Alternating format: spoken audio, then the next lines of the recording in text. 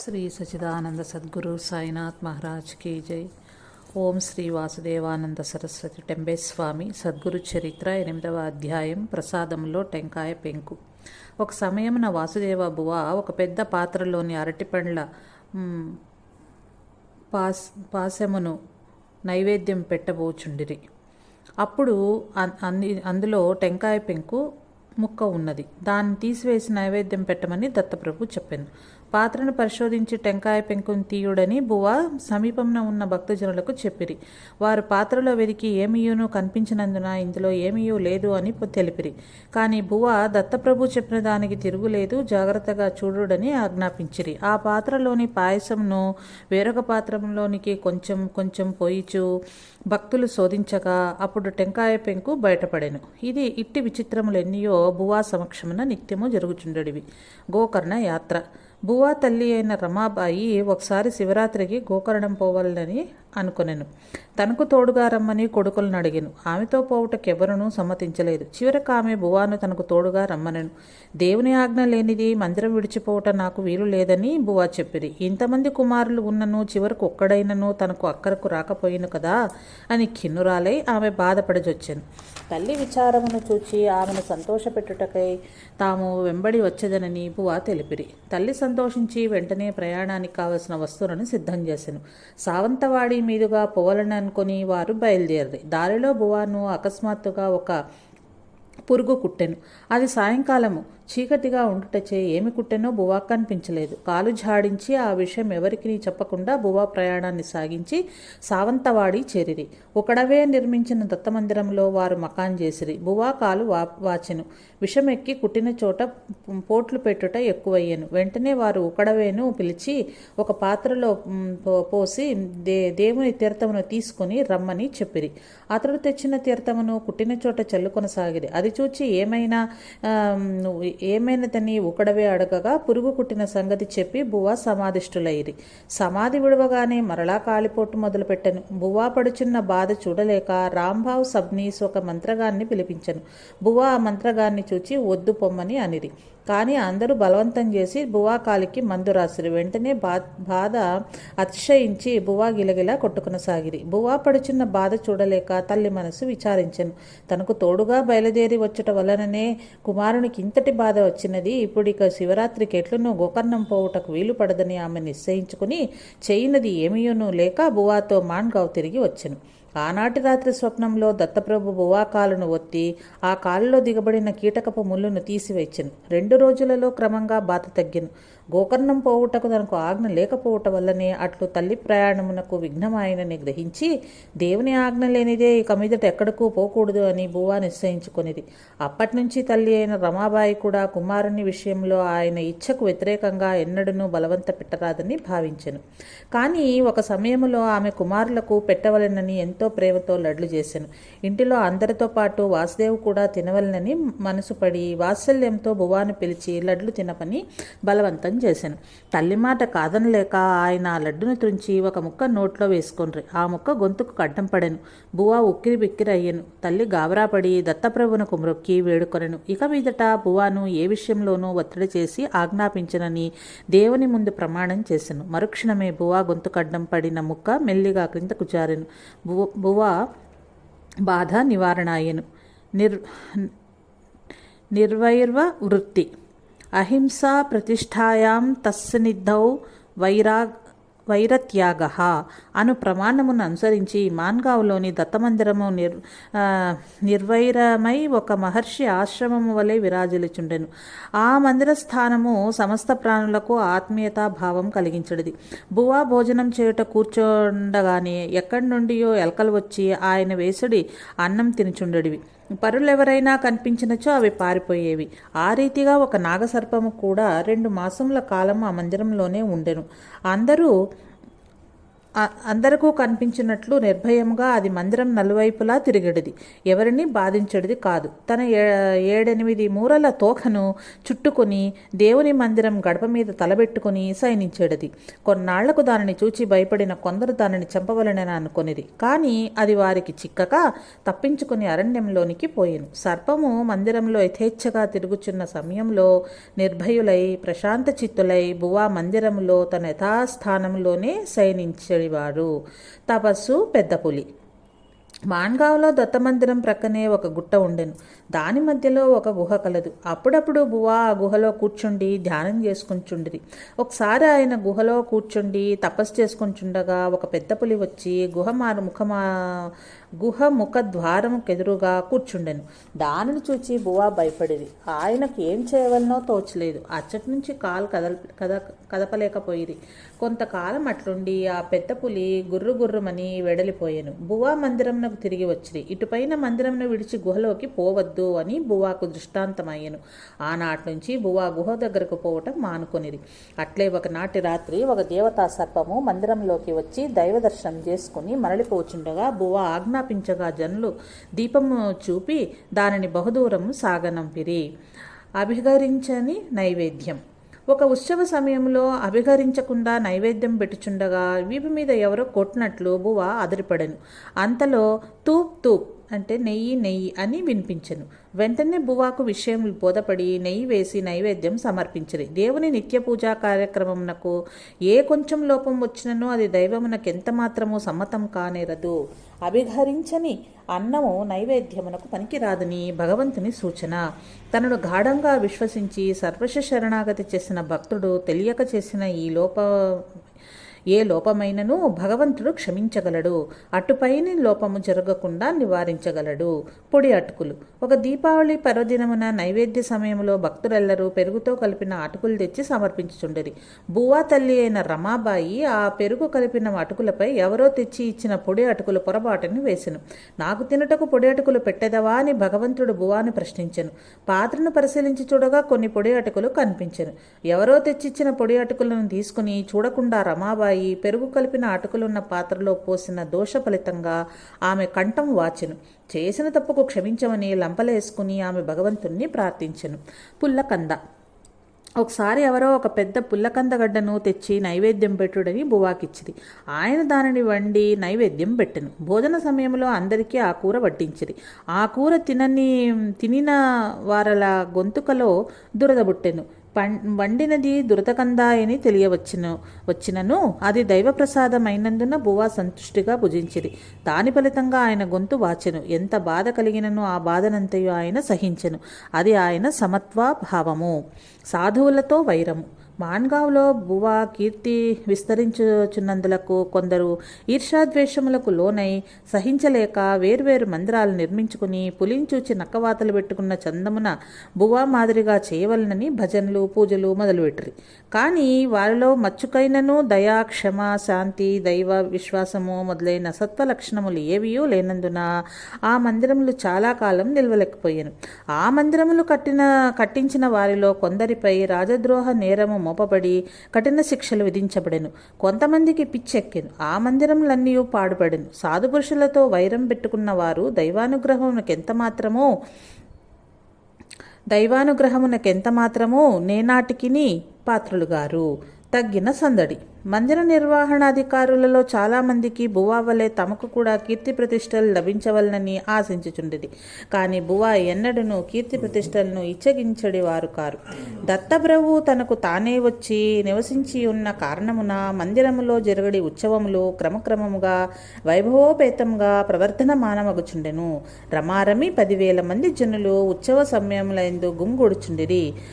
జన సమర్థనచే తమ నిత్య కర్మానుష్ఠానమునకు విఘ్నము వాటిల్లుచుండుట చూచి జనసమర్థమును తగ్గించమని బువా దత్తప్రభువుని వేడుకొనెను. అప్పుడు 2 సంవత్సరములాగుము నీ కోరిక నెరవేరగలదు అని దత్తప్రభు చెప్పెను. ఆయన చెప్పిన ప్రకారము 2 సంవత్సరములలో మంత్రించినట్లు జనులు సందడి తగ్గిపోయెను. కుష్ఠవ్యాధి పీడితుడు. ఒకప్పుడు కుష్ఠవ్యాధి పీడితుడైన వ్యక్తి మాన్గావ్ వచ్చి బువాను ఆశ్రయించెను. బువా వానికి కొన్ని ఉపాయములు చెప్పిరి. బువా చెప్పినట్లు ఆ వ్యక్తి మందిరంనకు ప్రదక్షిణలు చేయుచు దేవాలయ ప్రాంగణాన్ని చిమ్మి నీళ్లు చెల్లి సేవలు చేయుచుండెను. కొన్ని రోజులకు అతని వ్యాధి నయమయ్యను. కొంతకాలం గడిచెను. ఆ వ్యక్తికి నరసోబవాడిపోవాలని కోరిక కలిగి తన కోరికను బువాకు చెప్పెను. దేవుని ఆజ్ఞ లేక ఇక్కడి నుంచి నీవెక్కడికను పోకూడదు అని బువా పలికిరి. కానీ అతనికి నరసోబవాడి పోవలైన ఇచ్ఛ నశించలేదు. ఆనాటి రాత్రి అతడు నిద్రపోచుండగా ఎలుకలు అతన్ని శరీరమంతయో కొరికి గాయపరచెను. తెల్లవారగానే అతడు బువా దగ్గరకు పోయాను. బువా అతని శరీరంపై మంత్రజలమును చల్లిరి. అతని బాధ తగ్గి క్రమంగా గాయాలన్నీ మానిపోయాను. ఒకరోజు ఎవరితోడను చెప్పకుండా ఆ వ్యక్తి నర్సోబవాడికి పోయాను. నర్సోబవాడి పొలిమేరల్లో అతడు కాలు పెట్టినంతనే యథాప్రకారం కుష్ఠరోగం అతని శరీరాన్ని వ్యాపించెను. దత్తమహారాజు ఈ కుష్ఠరోగిని లోపలకు రానియక వెళ్ళగొట్టడని అర్చకులకు ఆజ్ఞాపించెను. ఆ ఆజ్ఞానుసారం అర్చకులు నర్సోబవాడిలో అతని నుండనీయక వెడలగొట్టిరి. చేయనది ఏమియోనూ లేక అతడు తిరిగి మాన్గావ్ వచ్చెను. దత్తప్రభు ఆజ్ఞాపించుటచే అతన్ని అక్కడ కూడా నుండనీయక మందిరం వెలుపల కంపివేసిరి. ఉభయభ్రష్టుడై ఆ వ్యక్తి స్వగ్రామాన్ని చేరి వ్యాధిగ్రస్తుడై బాధపడి మరణించెను. చంద్రగ్రహణము. ఒక సమయమున గ్రస్తోదిత చంద్రగ్రహణం వచ్చెను. ఆ గ్రహణం కనబడదని కొన్ని పంచాంగముల యందు వ్రాసిరి. కావున గ్రహణ విషయము అంతగా ఎవరునూ పట్టించుకోనలేదు. బువా నిత్యానుష్ఠానములు చేసుకుని భిక్షకు పోదలిచెను. అంతలో దత్తప్రభు ఈనాడు చంద్రగ్రహణం గోచరించును, భిక్షకు పోరాదు, నైవేద్యం పెట్టరాదని చెప్పెను. అందువలన బువా భిక్షకు పోవటం మానుకొనిరి. బువాను చూచి కొందరు భిక్షకు పోలేదేమి అని ప్రశ్నించగా ఈరోజు చంద్రగ్రహణమని మానితిని అని బువా చెప్పిరి. గ్రహణము మనకు కనిపించినప్పుడు ఈ నిషేధము దేనికని వారు తిరిగి ప్రశ్నించిరి. గ్రహణము మనకు కనిపించదని పంచాంగంలో పొరపాటున వ్రాసిరి. గ్రహణం మనకు తప్పక కనిపించునని బువా పలికిరి. ఆ మాటలు విశ్వసించక పంచాంగకర్తలందరికన్నను మిన్నగా తెలిసినట్లు గొప్ప సిద్ధాంతి వలె నీవు మాట్లాడుచున్నావే అని కొందరు విద్వాంసులు బువా నెగతాళి చేసిరి. ఆ మాటలకు బువా చిరునవ్వు నవ్వి మిన్నకుండిరి. ఆనాటి రాత్రి గ్రహణం కనిపించెను. బువాను పరిహాసం చేసిన వారికి తమ అజ్ఞానమును తెలిసి వచ్చి బువాకడకు పోయి క్షమించుడని ప్రాధేయపడిరి. భావిడేకర్. సావంతవాడిలో భావిడేకర్ అను ఒక వాడు ఉండెను. అతడు పరమనాస్తికుడు. దేవుడు దయ్యములన్నా అతనికి నమ్మకం లేదు. ఆయనకు ఒక కుమారుడుండెను. అతనికి వివాహమైన వెంటనే ఒక పిశాచం ఆయన భార్యను పట్టుకొనెను. ఆమె శృతి తప్పి క్రిందపడెను. పిశాచనిష్ఠుడైన అణ్వకర్ ఆ పిల్లను చూచి మాన్గావ్ తీసుకుని పొండని చెప్పెను. ఆయన చెప్పిన ప్రకారం భావిడేకర్ తన కోడల్ని తీసుకుని మాన్గావ్ పోయాను. బువా అంగార భస్మమిచ్చి దత్త జయంతికి తిరిగి తీసుకుని రండని చెప్పిరి. బువా చేసిన విధంగా భావిడేకర్ ఆ పిల్లను దత్త జయంతికి మాన్గావ్ తీసుకొని పోలేదు. ఆ పిల్ల శృతి తప్పి పూర్వం మాదిరిగానే మూర్ఛపోయాను. కొంతసేపటికి తెలివి వచ్చి నోటికొచ్చినట్లు వదుట ప్రారంభించను. డాక్టర్ను పిలిచిరి. డాక్టర్ వచ్చిన తోడనే అతని చూచి ఆ పిల్ల అమాంతం అతని మీద పడి గొంతు పట్టుకుని, ఎవడరా నీవు, నీవెంత, నీ సత్తా ఎంత, నాకు ఔషధం ఇచ్చినంతటి మనగాడివైనావా అని గోల చేశాను. చేయనది ఏమియోనూ లేక డాక్టర్ వెడలిపోయాను. అప్పుడు లోకులు నీవు దయ్యాలు భూతాలు నమ్మెడివాడు కావు, కనుకనే నీ ఇంటిలోనికి ఈ దయ్యం ప్రవేశించింది అని భావిడేకర్తో పలికిరి. అప్పుడు భావిడేకర్ నైవేద్యమునకై చక్కెర 5 రూపాయలు ఒక సేవకునికి ఇచ్చి దానిని బువా కొసగి తననెప్పుడు రమ్మనెదరో కనుగొని రమ్మని మాన్గావ్కు పంపెను. నాకు లంచాలతో పని లేదు అని బువా ఆ వస్తువుని తిరస్కరించి నౌకర్ను పంపివేసిరి. చేయనది ఏమీ లేక చివరకు భావిడేకర్ తన కోడల్ని తీసుకొని మాన్గావ్ వచ్చెను. అతన్ని చూచి బువా, నీవు భూతాలను పిశాచాలను నమ్మని వాడవు కదా, నా దగ్గరికి ఎందుకు వచ్చితివి? సరే, కొంచెం ఆగు. పల్లకీ సేవ అయిన తర్వాత అణ్వకర్కు పట్టిన పిశాచమే నీకు కర్తవ్యం బోధించగలదని చెప్పిరి. ఆ రాత్రి అణ్వకర్కు చెప్పుటకు వీలు పడలేదు. మర్నాడు ఉదయమున అణ్వకర్ భావిడేకర్ను చూచి, నీవు నర్సోబవాడికి పోయి ఒక అశ్వత్థ వృక్షం చుట్టూను గద్దెను నిర్మించి సహస్ర బ్రాహ్మణ భోజనం పెట్టించుము అని ఉపాయాన్ని చెప్పెను. ఆ మాట విని అంత ఖర్చు పెట్టుటకు నాకు శక్తి లేదని భావిడేకర్ పలకగా బువా విని కనీసం 100 మంది బ్రాహ్మణులకైనా అన్నదానం చేయమని ఆదేశించిరి. బువా చెప్పిన విధంగా భావిడేకర్ బ్రాహ్మణ సమారాధన నర్సోబవాడిలో చేసెను. తత్ఫలితంగా ఆయన కోడలు పిశాచ బాధ నుంచి విముక్తురాలయ్యెను.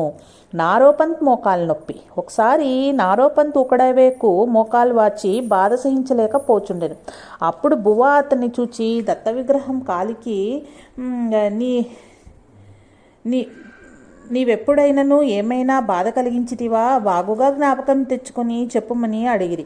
నారోపంత్ కొంచెంసేపు ఆలోచించి జ్ఞాపకం తెచ్చుకొని, అవును, స్నానం చేయించుచున్నప్పుడు విగ్రహం కాలు గంగాళమునకు తగినదని తన తప్పు ఒప్పుకొనెను. దేవుని విగ్రహమునకు ఆపాదమస్తకము నెయ్యి రాచి వేడి నీళ్లతో స్నానం చేయించుమని బువ ఆదేశించిరి. నారోపంత్ ఆ ప్రకారం చేసినంతనే మోకాలు నొప్పు మాయమయ్యెను. వేద పండితుడు, వేదాంగ శాస్త్ర నిష్ణాతుడైన బ్రాహ్మణుడొకడు ఊరూరు తిరిగి పండితులందరినీ జయించి జయపత్రికలకు అంది విజయ గర్వాతిశయముతో మాన్గావ్ వచ్చెను. ఆ విషయం తెలిసి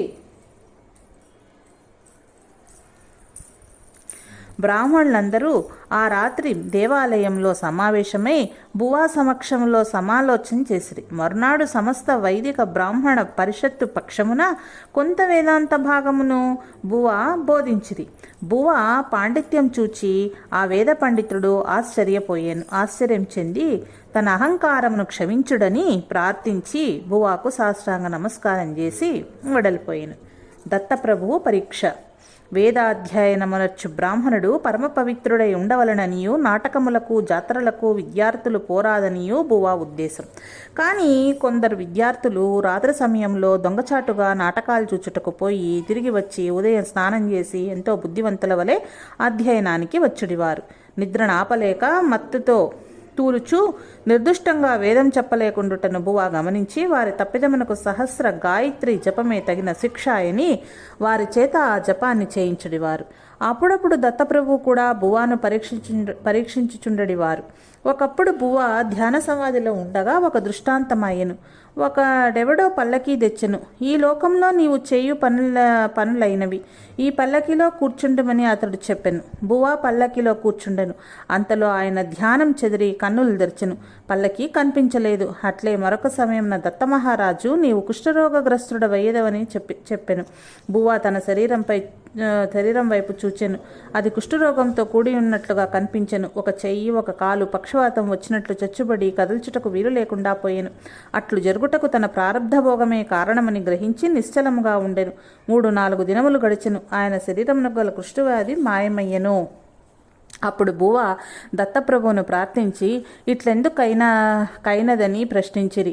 నీ నిశ్చయ బుద్ధికి ఇది పరీక్ష అని దత్తప్రభు సమాధానం ఒసగెను. దేవగణము మాన్గావ్లోని దేవస్థానం గురించి చెప్పునప్పుడు అది ఒక మహామహిమాన్వితమైన స్థానమని బువా చెప్పుచుండడివారు. నర్సోబావాడి మందిరంలో వలె మాన్గావ్ మందిరంలో యోగిని పరివార దేవతలు లేరు. ఒక్క గణములు మాత్రమే ఉండెను. అందువలన భక్తుల మనోరథములన్నీ నర్సోబావాడిలో వలె మాన్గావ్లో పూర్తిగా నెరవేరుచుండడివి. దేవగణములు మాన్గావ్ మందిరంలో గలవనుటకు నిదర్శనముగా ఒక విచిత్రం జరిగెను. ఒక సమయమున ఒక స్త్రీ దేవుని యందు ఎవరో పెట్టిన 4 గణాలు దొంగలించెను. వెంటనే దేవగణములు ఆమెను పట్టుకుని మానసికంగా హింసించుట మొదలుపెట్టెను. ఆ చిత్రహింసలకు ఆమె తట్టుకొనలేక మందిరంలోకి వచ్చి తన తప్పిదమును అంగీకరించి క్షమించమని దేవుని ప్రార్థించి ఆ డబ్బు తాను తీసిన చోటనే ఉంచెను. సన్మాన తిరస్కారము. సన్మానములనెప్పుడునూ బువా లెక్కించుడివారు కాదు. అనిశ్చితతో ఉండడివారు. ఒకసారి సావంతవాడిలో ఒకడవే నిర్మించిన దత్తమందిరంలోకి బువా వచ్చినను వార్త వినగానే రాజదంపతులు ఆయన వైభవపేతంగా తమ అంతఃపురముకు ఆహ్వానించి తీసుకుని పోయి ఘనంగా సన్మానించవలెనని అభిలషించిరి. కానీ ఆ వార్త తెలియగానే ఊరి వెలుపల నన్ను కలుసుకొనుడని రాజుగారికి తెలియజేయుడని ఉకడవేతో పలికి బువా వెంటనే సావంతవాడి వీడిరి. ఓం నమో గురుదేవ దత్తాయ. ఓం శాంతి శాంతి శాంతి. 8వ అధ్యాయం సంపూర్ణం.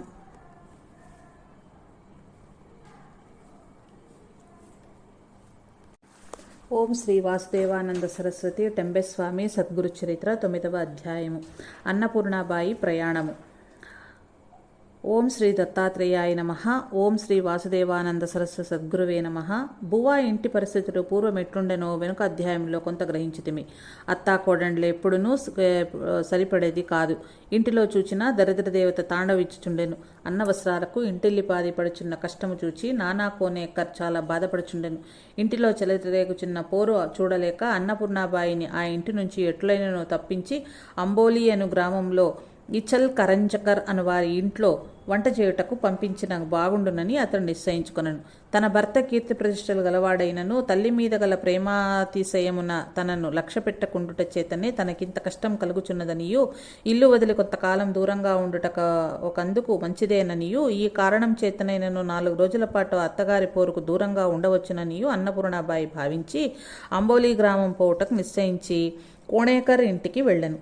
మరునాడు ఉదయంన ప్రయాణం నిశ్చయమయ్యను. పాపం బువాకి ఈ విషయం ఏమియో తెలియదు. నిత్య కర్మానుష్ఠానంలందే ఆయన మనస్సు లీనమై ఉండెను. తన కోడలు ఇంటి నుంచి వెడలిపోయిన వెంటనే రమాబాయికి లోకాపవద భీతి కలిగి ఒక వ్యక్తిని పిలిచి ఈ విషయంను బువా చెవిలో వేయమని చెప్పాను. ఆ రోజు శనివారం రాత్రి పల్లకి సేవ అయిన తర్వాత బువ్వ ఒకచోట ఏకాంతంగా కూర్చొని ఉండగా ఆ వ్యక్తి పోయి తల్లి చెప్పమన్న విషయం ఆయనతో చెప్పెను. బువ్వ అంతయు విని నిర్వికారులై తనకు తానే ఆమె ఇల్లు విడిచి అట్లు పోవుట యోగ్యమేనా అని ప్రశ్నించెను. ఆ వ్యక్తి కాదనను. అటులైన ఆమె ఇల్లు విడిచి పోకుండానట్లు చెయ్యమని భగవంతుణ్ణి ప్రార్థించమని ఆ వ్యక్తితో బువ్వ చెప్పాను. ఆ వ్యక్తి బువ్వ చెప్పిన విధంగా దత్తప్రభువుని ప్రార్థించి వెడలిపోయాను. మరునాడు ప్రొద్దున ఊరికి బయలుదేరి పోవలననుకొని చుండగా కోణేకర్కు పురుగు కుట్టెను. ఆయన కాలు వాచి బాధ పెట్టసాగాను. ఆయన కాలు తీసి క్రింది పెట్టలేకుండాను. ఆ స్థితిలో ఇక ప్రయాణం చేయుట ఎట్లు? ఆ ప్రకారంగా అన్నపూర్ణాబాయి ప్రయాణం ఆగిపోయాను. ఆమె ఇంటికి తిరిగి వచ్చెను. అత్తగారితో తన ప్రయాణం ఆగిపోయిన విషయం అంతయు చెప్పాను. అది విని రమాబాయి గండం గడిచిపోయింది కదా అని గట్టిగా ఊపిరి బెదలిను. త్రికరణ శుద్ధిగా తనను కొలుచు భక్తుని కెట్టి కష్టము కలగకుండా భగవంతుడు పూర్తి రక్షణ కల్పించగలడని ఈ విషయం మనకు రుజువు చేయుచున్నది. రాణివారి పిచాచ బాధ నివృత్తి. మాణ్గావ్లో బీదవారు ధనికులను తారతమ్య భేదం లేకుండా జనులందరూ సమానమైన భక్తి శ్రద్ధలతో సేవలు చేసి కృతార్థులై వెడలిపోచుండేవారు. సావంతవాడి సంస్థానమునకు చెందిన రాణివారికి ఒకసారి పిశాచ బాధ కలిగిన. వంట బ్రాహ్మణునకు ఇవ్వవలసిన జీతం ఇవ్వక ఆమె దగ్గరనే ఉండిపోవట జరిగెను. ఆ పైకం తీసుకొనకయ్యే ఆ బ్రాహ్మణుడు అకస్మాత్తుగా మరణించి పిశాచమయ్యను. తనకు ధనము నొసగని కారణమున అతడు రాణివారిని పట్టి పీడింపజొచ్చెను. ఆ బాధ నివృత్తికై రాణిగారు మాణ్గావ్ వచ్చి బువ్వ చెప్పిన ప్రకారం దేవుని సేవించుచుండెను. నిరభిమానముతో ఒక దాసీ దాని వలె మందిరమునకు సంబంధించిన పనులన్నింటినీ ఆమె సంతోషంతో చేయుచుండెను. రాత్రివేళ హారతి సమయంలో పిశాచం ఆమె శరీరంపైకి వచ్చుచుండెడిది. ఆమె కూడా ఇతరుల వలననే స్తంభమును కౌగలించుకుని ఎడలు తెలియక గోల చేసిడది. ఒకనాడు బువ్వ ఒక బ్రాహ్మణునిచే మహారుద్రాభిషేకములు, గురుచరిత్ర పారాయణం సప్తాహాలు చేయించుము, పిచాచ బాధ తొలగిపోగలదు అని రాజావారికి చెప్పిరి. రాజావారు కూడా బువ్వ అయిన మిక్కిలి భక్తి శ్రద్ధలు కలిగి ఉండి వీలైనప్పుడెల్లను బువ్వ దర్శనార్థం వచ్చుచుండెడివారు. ఆయన బువ్వ చెప్పిన ప్రకారం అత్యంత భక్తితో విధిపూర్వకంగా చేసినందున రాణివారు పిచాచ బాధ నుంచి విముక్తురాలయ్యను. సావంత వృత్తాంతము. సావంతవాడిలోని పాడేగాంకర్ అనునతడు మాణ్గావ్ నందలి దత్తమందిర నిర్మాణమునకు కొంత ధన సహాయాన్ని చేసెను. ఆయనకు బువ్వ అయిన మిక్కిలి ఆదరాభిమానములుండెను. ఆయన దగ్గర సామంతను నౌకరుండెను. ఆ నౌకరు తరచుగా కడుపు నొప్పితో బాధపడుచుండెను. అందువలన పాడేగాంకర్ దత్త మహారాజును సేవించుచుండుమని అతన్ని మాణ్గావ్లో ఉంచెను. బువ్వ అతనితో నిత్యం దత్తనామస్మరణము, మందిర ప్రదక్షిణము చెయ్యమని చెప్పిరి. వారు చెప్పిన ప్రకారం అతడు భక్తిభావంతో సేవలు చేయుచుండెను. కొన్నాళ్లకు అతన్ని కడుపు నొప్పి తగ్గిపోయాను. మాణ్గావ్ దత్తమందిరంలో శేషాహారతి అయిన తర్వాత ఎవరునూ ఆ మందిరంలో ఉండరాదన్న నియమం కలదు. ఒకనాటి రాత్రి ఆ నియమంకు విరుద్ధముగా సామంత్ దత్తమందిరంలో శయనించెను. అతనికి తెలియకుండా నిద్ర ముంచుకొనొచ్చెను. అతనికి ఒక స్వప్నం వచ్చెను. ఆ స్వప్నంలో నీ యజమాని మరణించెను, త్వరగా బయలుదేరి వెళ్ళుము అని ఎవరో చెప్పిరి. మరునాడు సామంత్ ఆ విషయం బువ్వాతో చెప్పెను. అది దేవుడు చెప్పిన మాట కాదు, దయ్యం చెప్పింది. దేవుని ఆజ్ఞ లేనిదే నీవి గడప గడప దాటరాదని బువ్వ చెప్పిరి. ఆ మాటలు అతనికి నచ్చలేదు. సావంతవాడికి పోవలనని తహతహ పుట్టెను. మందిరంలో నిల్వలేక బయలుదేరి యజమాని ఇంటికి పోయాను. ఇంటిలో కులాసాగా తిరుగుచున్న పాడే గాంకర్ను చూడగానే అతనికి ఆశ్చర్యం వేసెను. ఎందులకొచ్చితివి అని యజమాని అడుగగా అతడు జరిగిన విషయమంతయూ చెప్పాను. అప్పుడు యజమాని అతనిపై కోపించి తిరిగి మాన్గో పంపాను. కానీ దారిలో పిశాచం అతనికి ఎదురుపడి అతన్ని పట్టుకుని అది వరకు ఉంటే మిక్కుటముగా బాధపెట్టి చంపెను. స్వప్న విషయంలోని సత్యమును బోధించుటకు దైవబలము గల సత్పురుషులే సమర్థులు. వారు బోధించిన విషయం విశ్వసించి వారు చెప్పినట్లు నడుచుకుని వారికి సర్వశుభములు కలుగును. అంతేకాని సంశయాత్ములై వారి ఆజ్ఞను ఉల్లంఘించి స్వబుద్ధితో ప్రవర్తించినచో అది క్షేమకరము కానేరదు. అజరేకర్ మారుతి బువ. మాన్గావ్ దత్తమందిరం దగ్గర ఉన్న గుట్ట మీద ఒక ఊటబావి ఉండెను. అది పూడుకొని పోయెను. ఆ బావిలో పూడుక తీయగానే ఊటల నుంచి నీరు జలజలా పారసాగాను. అది చూచి జనులు పట్టరాని సంతోషంతో పాతాళగంగ పొంగినది అని అరచుచూ పరబళ్ళు త్రొక్కసాగిరి. ఆ వార్త విని యూరి వారందరూ తీర్థమాడుటకు గుంపులుగా వచ్చుచుండిరి. తీర్థమాడుటకు వచ్చిన జనులకు సంకల్పములు చెప్పి బ్రాహ్మణులు రోజుకు 30-40 రూపాయలు సంపాదించుకొనుచుండిరి. బ్రాహ్మణుల అన్యాయ సంపాదన విషయమును బువాకు తెలిసెను. ఆయన బ్రాహ్మణులను పిలిపించి ద్రవ్య సంపాదనకై దొంగవేషములు వేయరా అదని ఆజ్ఞాపించి అట్లు చేయకుండా కట్టదిట్టం చేసిరి. ఆ గుట్ట మీద అజరేకర్ అను భక్తుడొకడు మారుతి విగ్రహమును స్థాపించెను. ఆయన కనోజీ బ్రాహ్మణుడు, ఆజానుబాహుడు. ఆయన తన ఉపాసనా బలము చేత మారుతిని ప్రసన్నం చేసుకొనెను. ఆయన నోటి నుంచి వెలువడిన ప్రతి మాట యథార్థమయ్యేది. ఆయనకు బువ్వాపై అంతులేని ప్రేముండెను. ఆవేశం వచ్చినప్పుడు ఆయన నూనెలో సింధూరంని కలిపి త్రాగి 10 మూరల దూరం వరకు కుప్పించి దుమ్కెడివాడు. ఒక చెట్టుపై నుంచి మరొక చెట్టు మీదకు కోతివలే దుముకుతూ ఉండేవాడు. ఆయనను అజరేకర్ మారుతి బువ అని లోకులు వ్యవహరించుచుండేవారు. ఆయన మాన్గావ్లో దత్తమందిరం దగ్గర ద్రోణగిరిని ఎత్తుకొని వచ్చుచున్న మారుతి విగ్రహంను స్థాపించెను. అతడు తరచుగా బువా దగ్గరకు వచ్చుచుండెను. అంత్యదశలో అతడు నరసోవాడిలో నివసించి అక్కడనే దివంగతుడయ్యెను. మౌనిస్వామి వర్షం కురిపించుట. ఒకసారి బువా నరసోబవాడికి పోయినప్పుడు ఒక విచిత్రం జరిగిన. ఆ ప్రాంతంలో వానలు పడనందున జనులు దత్తపాదుకులకు సంతత జలధారానుష్ఠానం ప్రారంభించిరి. దానితో పాటు నావ సప్తాహము కూడా మిద్దె మీద చేయించుచుండిరి. ఆ సప్తాహం జరుగుచోట మౌనిస్వామి కూర్చుండి ఉండిరి. అప్పుడు ఆయన వద్దకు కొంతమంది పిల్లలు పోయి బాల్య చాపల్యంతో స్వామీజీ దేవుడిచ్చట సప్తాహాలతో కూర్చుని ఉండగా అచ్చట అభిషేకం ఎవరికి చేయుచున్నారు? 2 చోట్ల దేవుడు కూర్చుండి ఉండునా అని అడిగిరి. ఆ మాటలు వినటతోడనే మౌనిస్వామి ఒక నిమిషము ధ్యానస్థితిలో కళ్ళు తెరిచి పిల్లల వైపు తిరిగి, అవును, మీరు చెప్పిన మాట నిజమే, కానీ ప్రారంభించిన అనుష్ఠానం మధ్యలో ఆపరాదు కదా. మీకు తెలిసినంత కూడా నా వారికి తెలియకపోయింది. ఇక్కడ దేవుడు సప్తాహంలో కూర్చొని ఉండగా అభిషేకమని అక్కడ ఆయన ప్రాణం తీచున్నారు కనుక వర్షం ఇక కురవదు అని కోపించి పలికెను. స్వామి వాణి దేవుని వాణి అని నమ్మిన జనులెల్లరూ హతాశులై బువా దగ్గరకు పోయి జరిగినదంతయు చెప్పిరి. మౌనిస్వామి ప్రార్థించనిదే వర్షం కురియదు కనుక మీరొక పని చేయుడు. ఆయనకు పిల్లలన్నా ప్రాణం. మీరు మీ పిల్లలతో ఆయన దగ్గరికి పోయి వానలు కురియనిచో ఈ పిల్లలు మేము పోషించలేము, పోషణ బాధ్యత మీకే అప్పగించవలసి వచ్చునని చెప్పుడు అని బువా ఉపాయం చెప్పిరి. వారందరితో కలిసి బువా మౌనిస్వామి కడకేగి ఏగిరి. స్వామి, మీ ఆజ్ఞ లేకుండా మీరు అభిషేకం మొదలుపెట్టి మహాదోషం చేసిరి. కానీ దాని మధ్యలో నాపరాదు. కనీసం ఈ బాలగోపాలుల కోసమైనా వానలు కురియుటకు మీరు ప్రార్థించవలేనని బువా మౌనిస్వామితో ప్రార్థనాపూర్వకంగా పలికిరి. అందులకు మౌనిస్వామి సమ్మతించి లేచి క్రిందకు దిగి వచ్చాను. దత్తపాదకుల దగ్గరకు పోయి, దేవా, ఈ పిల్లలకు వాన కావాలనేట, మీరు వేగిరమ్మే పంపించండి అని ప్రార్థించాను.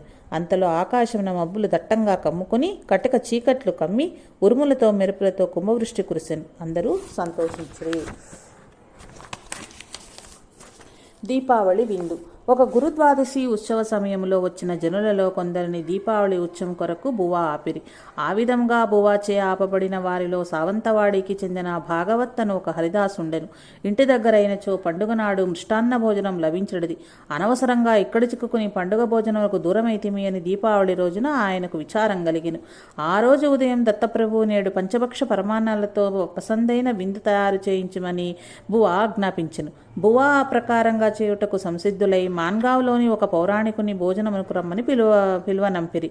మందిరములోని భోజనమేమి భోజనము? పాయసమా, పిండి వంటల? ఇంటిలోనైనా సంతుష్టిగా భోజనం చేయవచ్చునని ఆ పౌరాణికుడు తలచి పరాన్నం తిననను మిషతో రాలేనని కబురు పంపెను. అందరూ చేయించడి విందు కన్నా ఆ రోజు బువా చేసిన విందు మహోత్కృష్టముగా ఉండెను. ఇంత రుచికరమైన వంటకములను నా జన్మలో నేనెప్పుడూ తిని ఉండలేదు అని అవి పదార్థములు కావు, అమృతము అని భాగవత్ ఊరిలో కనిపించిన వారికెల్లను చెప్పెను. ఇది విని అందరూ వెరుగుపడిరి. సర్వహృదయ నివాసి సర్వసాక్షి అయిన పరమాత్మని అగాధ లీలలు తెలుసుకొనుటకు ఎవరికీ శక్యం కాదు. దీక్షిత స్వామి నర్సోబావాడిలో లక్ష్మణ్ దీక్షిత్ అను వానికి నారాయణ అను కుమారుడుండెను. ఆ పిల్లవాడు మహారాష్ట్రము ఇంగ్లీషు చదువుకొనెను. నర్సోబావాడి సంస్కృత పాఠశాలలో అధ్యాపకుడైన కృష్ణశాస్త్రి దగ్గర పంచకావ్యములు చెప్పుకొనెను. గురువాజ్ఞచే అతడు బువా వద్దకు తరచుగా వచ్చుచుండెను. బువా అతన్ని భక్తి శ్రద్ధలకు ముగ్ధులై అతనికి సంధ్యోపాసన ఆచార విధులు నేర్పి అనుష్ఠించమని ఆశీర్వదించిరి. అతడు బువా ఆజ్ఞానుసారం నడుచుకొనుచుండెను. అతని నడవడి అచ్చం అతని తండ్రి నడవడి వలె ఉండెడిది. అతడు వివాహమాడి స్మార్తాగ్నిను ఉపాసించి పొడి భిక్ష గ్రహించి కుటుంబమును నిర్వహించుకొనిచుండెను. చివరికి ఆయన సన్యాసం స్వీకరించెను. భగవంతుని ఆజ్ఞానుసారం టెంబే మహారాజ్ శ్రీ వాసుదేవానంద సరస్వతి దండమొసిగి నృసింహ సరస్వతి అని ఆయనకు పేరు పెట్టిరి. ఆయనను దక్షిణ ప్రాంతమున దీక్షితాస్వామి అని లోకులు పిలిచడివారు.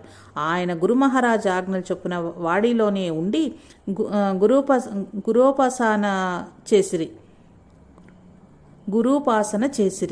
తుట్టకు 4-5 ఏళ్లు తీర్థయాత్రలు చేయుటకు బయలుదేర్రి. వాడి నుండి బయలుదేరిన తరువాత అమర్పూర్లో శ్రీ దత్త అమరేశ్వర మందిరాన్ని నిర్మించి అచ్చటనే తన గురువు పేరిట శ్రీ వాసుదేవానంద సరస్వతి అను సంస్థానమును నిర్మాణం చేసి ధర్మకర్తృత్వ పంచకమునకు దానిని అప్పగించిరి. ఆయనకు గల గురుభక్తి, శాంతి, దీక్ష మున్నగు సద్గుణములు వర్ణనాతీతములు. శ్రీ వాసుదేవానంద సరస్వతి టెంబే మహారాజ్ ఆయనను గురించి నాకు వీని మీద గల అభిమానము చేత ఏదో సంధ్యోపాసన కొంచెం నేర్పితిని.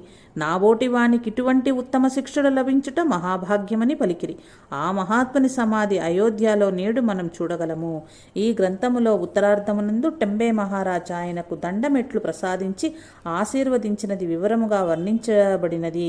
25వ అధ్యాయంలో ఈ విషయం మనము గ్రహించవచ్చును. మహాత్ముల మధ్యవర్తిత్వము. ఒకప్పుడు ఒక గృహస్థుకు కష్టములు తొలగుటకై బువా రాహు జపం చేయమని చెప్పిరి. అతడు ఆ మంత్రం చేయుట మొదలు పెట్టగానే గొంతు వాచి జపం చేయలేకపోయాను. ఆ విషయం తెలిసి బువా అతని దగ్గరకు పోయి అష్టదిగ్బంధనం చేసి ఇక జపం చేయము అనెను. బువా అనుగ్రహం చేత అతడే విఘ్నములు లేక జపం చేసి అభిష్ట సిద్ధి పొందెను. దేవునికి సమ్మతం లేకున్నా విఘ్నములు అనేకములు కలుగును. బువా వంటి మహాత్ముల మధ్యవర్తిత్వం చేత దేవుని దురాగ్రహమునకు ఉపశమనము కలుగును. భక్తులు కృతకృత్యులగుదురు. నారోపంత్ యోగాభ్యాసము. నారోపంత్ ఉకడవేకు యోగాభ్యాసం చేయవలనని అభిలాష కలిగి పుస్తక సహాయంతో ప్రాణాయామం అభ్యసించుట మొదలుపెట్టాను. దానిని సక్రమంగా చేయుట కుదరనందున ప్రాణాంతకమైన కడుపునొప్పి పుట్టెను. ఎన్ని ఉపచారాలు చేసినను ప్రయోజనం లేకపోయాను.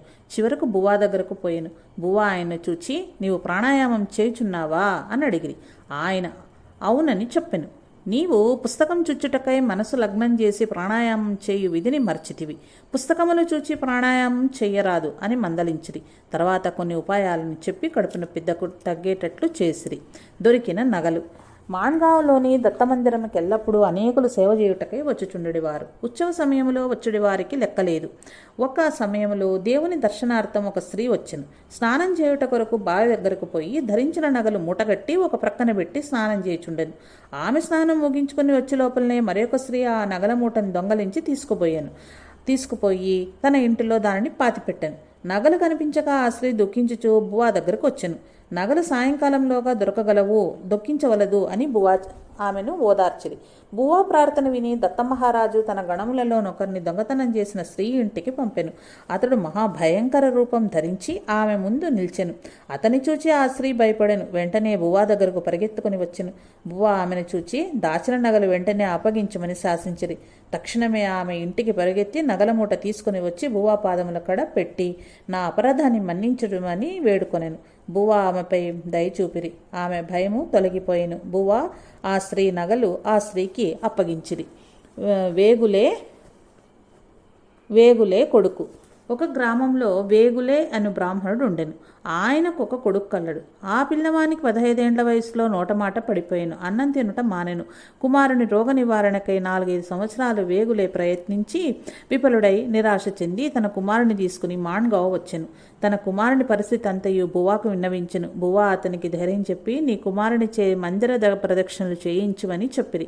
మొదట ఆ పిల్లవాడు ప్రదక్షిణలు చేయలేకపోయాను. అతని చేయి పట్టుకుని నెమ్మదిగా లేవదీసి మెల్లమెల్లగా అతని చేత ప్రదక్షిణలు చేయించిరి. ఆ తర్వాత క్రమక్రమంగా అతడే ప్రదక్షిణలు చేయడం ప్రారంభించెను. కొన్ని దినములైన తరువాత బువ్వా ఆ పిల్లవాని చేత గురుచరిత్ర పారాయణం చేయించుడని చెప్పిరి. గురుచరిత్ర పారాయణం కూడా అతడు మొదట చేయలేకపోయాను.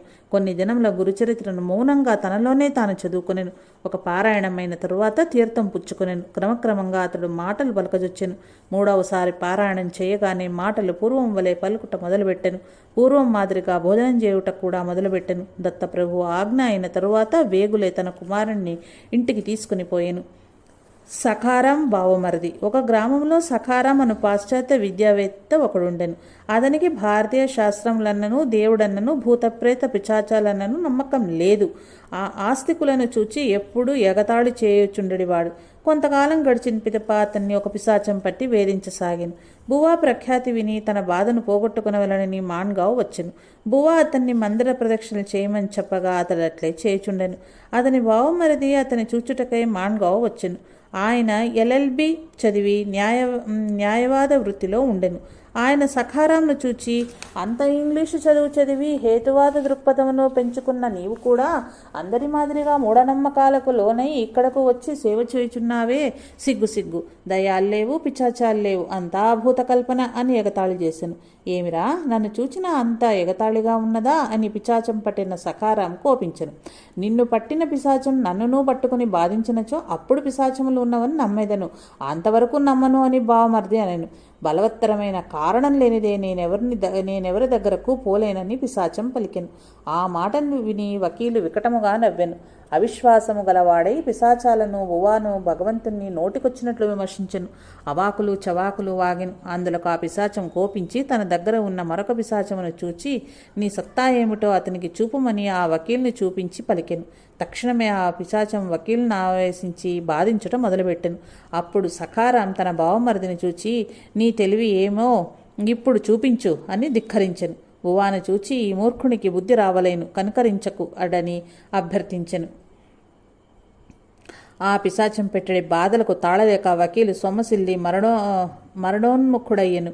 ఆ విషయమంతయు తెలిసి వకీలు కుటుంబం మాణ్గావ్ వచ్చి బువ్వా పాదాలపైన పడి తప్పు క్షమించమని దయచూపమని పరిపరి విధాలుగా వేడుకొనెను.